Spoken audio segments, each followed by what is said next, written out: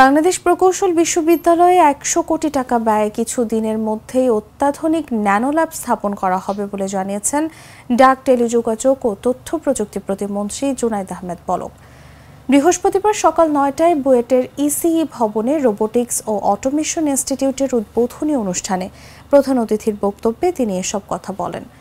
পলক বলেন, আমরা এখন আইওটি দেখেছি চোখের সামনে, সব বড় বড় ডিভাইস, কিন্তু সবকিছু ন্যানো লেভেলে চলে যাচ্ছে। ব্রেইনে চিপ বসানো সহ অনেক কিছুই হয়তো হচ্ছে ল্যাবে, এখনও পাবলিকলি আসেনি।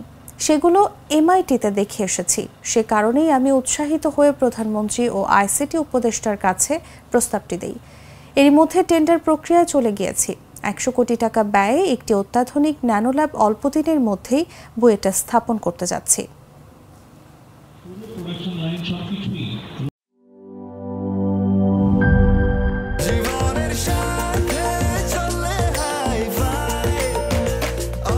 স্বাস্থ্যকর অল টাইম, সব সময় অল টাইম হেলদি লাইফ।